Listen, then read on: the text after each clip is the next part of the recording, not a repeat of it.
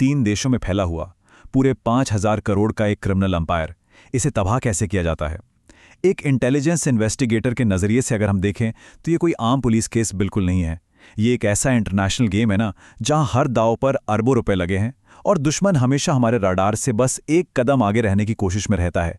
आज के इस विशेष विश्लेषण में हम ठीक इसी सवाल के तह तक जाएंगे। हम एक बेहद हाई प्रोफाइल ग्लोबल ऑपरेशन की इस केस फाइल को खोलेंगे और देखेंगे कि कैसे खुफिया एजेंसियों ने एक ऐसे सिंडिकेट की कमर तोड़ दी जो सालों से पूरे सिस्टम की आंखों में धूल झोंक रहा था। तो चलिए सीधा इस केस फाइल के पन्ने पलटते हैं, जिसे हम नाम दे रहे हैं ऑपरेशन टेकडाउन, सलीम डोला डोजियर के अंदर। यह कहानी है एक मास्टरमाइंड के उठने की, उसके खौफनाक नेटवर्क की और फाइनली इंटरनेशनल एजेंसियों के लंबे हाथों द्वारा उसकी पूरी घेराबंदी की।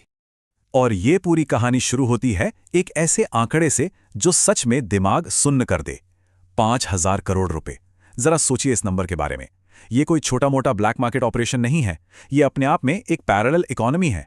जब कोई ग्लोबल ड्रग कार्टेल इतनी बड़ी रकम कंट्रोल करता है ना, तो वो सिर्फ सड़कों पर ड्रग्स नहीं बेच रहा होता, वो सिस्टम खरीद रहा होता है, देशों की सुरक्षा को सीधे सीधे खतरे में डाल रहा होता है। आज की इस क्लासिफाइड मिशन ब्रीफिंग का एजेंडा बिल्कुल क्लियर है। सबसे पहले हम देखेंगे तुर्की में टारगेट कैसे सिक्योर हुआ, फिर संदिग्ध की प्रोफाइलिंग, उसके बाद सिंथेटिक ड्रग लैब्स का पर्दाफाश, फिर टेरर फंडिंग का एंगल और आखिर में इस ग्लोबल कार्टेल का पूरा खात्मा। तो चलिए फाइल के पहले सेक्शन से शुरू करते हैं, तुर्की में टारगेट सिक्योर। इस डोजियर का पहला चैप्टर अभी हाल ही में क्लोज हुआ है, एक लंबा और सच कहूं तो बेहद थका देने वाला इंटरनेशनल सर्च ऑपरेशन। इस एक्सट्राडिशन सीक्वेंस को देखिए।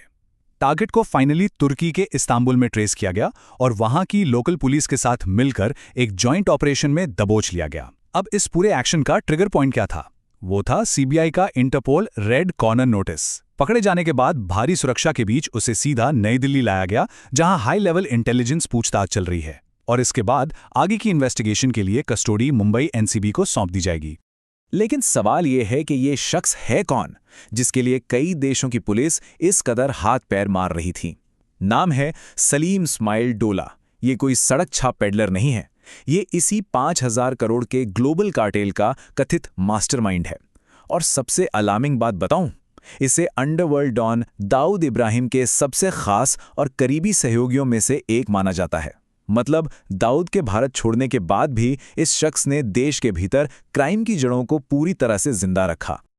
अब आते हैं सेक्शन 2 पर, संदिग्ध की प्रोफाइलिंग। देखिए, कोई भी क्रिमिनल रातों रात मास्टरमाइंड नहीं बन जाता।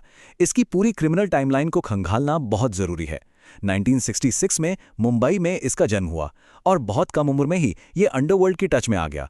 शुरुआती दिनों में दाऊद के गुर्गे छोटा शकील के साथ मिलकर इसने गुटखा और गांजे की तस्करी शुरू की। 2012 में एनसीबी ने इसे सिर्फ 80 ग्राम गांजे के साथ पकड़ा था। 5 साल ये जेल में रहा और फिर बरी हो गया। लेकिन असली ट्विस्ट आता है 2018 में। जब ये जेल से बाहर आया ना, तो इसका काम करने का तरीका पूरी तरह बदल चुका था। 2018 में इसे मुंबई के सांता क्रूज से गिरफ्तार किया गया और रिकवरी सुनेंगे, 80 ग्राम गांजा नहीं, 100 किलो फेंटेनिल। लेकिन बदकिस्मती से वो जमानत पर यूएई भागने में कामयाब हो गया। इस अपराधी के क्रिमिनल एस्केलेशन को समझना बेहद दिलचस्प है। एक तरफ वो पुरानी पारंपरिक तस्करी कर रहा था, रिस्क ज्यादा, प्रॉफिट कम। लेकिन जेल से निकलने के बाद उसने सचमुच एक कॉर्पोरेट मॉडल अपना लिया, सिंथेटिक लैब प्रोडक्शन। ये अब वो खेतों में उगने वाला गांजा बिल्कुल नहीं था, ये सीक्रेट फैक्ट्रियों में केमिकल से बनने वाला मौत का हाईटेक सामान था। यहीं से हम जुड़ते हैं सेक्शन 3 से, सिंथेटिक ड्रग लैब्स का पर्दाफाश। जब एजेंसियों ने इसकी इन हाईटेक मैन्युफैक्चरिंग यूनिट्स पर रेड की, तो जो दिखा वो सच में रोंगटे खड़े करने वाला था। यहां मुख्य रूप से एक सिंथेटिक ड्रग बन रही थी, जिसे अंडरवर्ल्ड कोड वर्ड में बटन कहता है। ये कोई मामूली नशा नहीं है, इसमें फेंटानिल का यूज होता है। फेंटानिल दुनिया के सबसे घातक सिंथेटिक ओपियोइड्स में से एक है।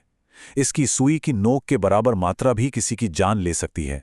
इसे बनाने के लिए पूरा का पूरा एक केमिस्ट्री लैब सेटअप चाहिए होता है। और यहीं पे इन्वेस्टिगेटर्स के सामने सबसे बड़ा सिरदर्द खड़ा हुआ।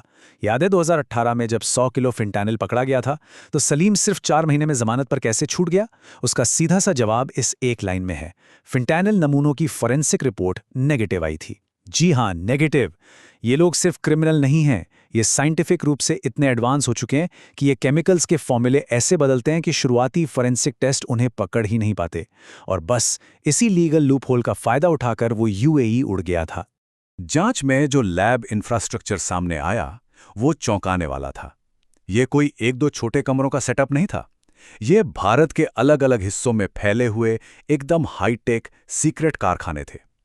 इन्हें स्पेशली इन सिंथेटिक ड्रग्स के मास प्रोडक्शन के लिए डिजाइन किया गया था। और मजे की बात यह है कि यहां का माल सिर्फ लोकल मार्केट के लिए नहीं था।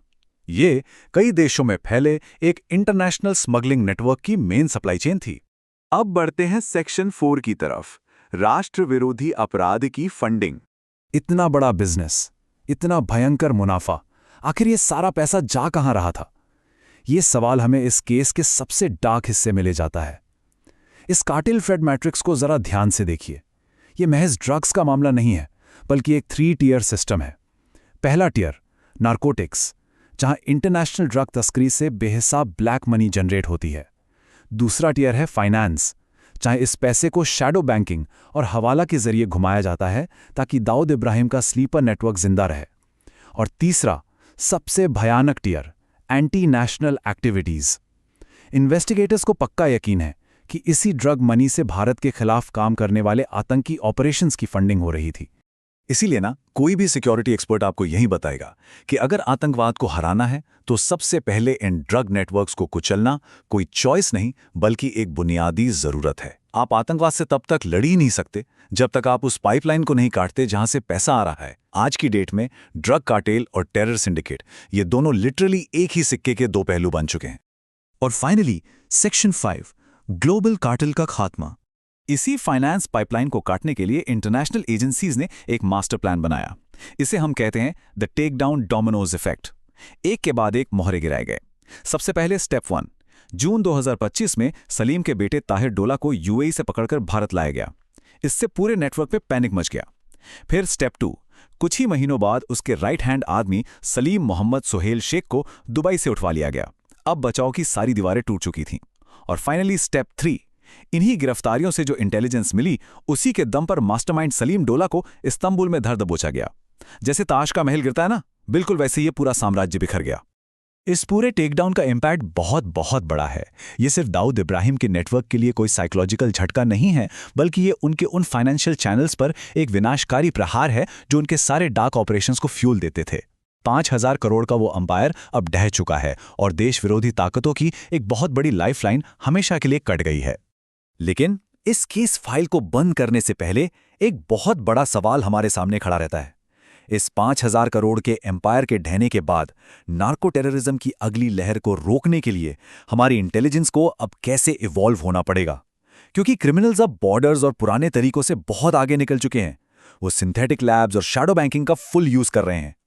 इस ऑपरेशन ने यह तो साबित कर दिया कि जब दुनिया भर की एजेंसियां एक साथ आती हैं तो कोई भी मास्टरमाइंड हमेशा के लिए बच नहीं सकता। लेकिन सच कहूं तो ये खेल अभी खत्म नहीं हुआ है। ये इंटेलिजेंस और अंडरवर्ल्ड के बीच बिल्ली और चूहे की एक नेवर एंडिंग रेस है, और इस रेस में जीतता हमेशा वही है जो एक कदम आगे की सोचता है।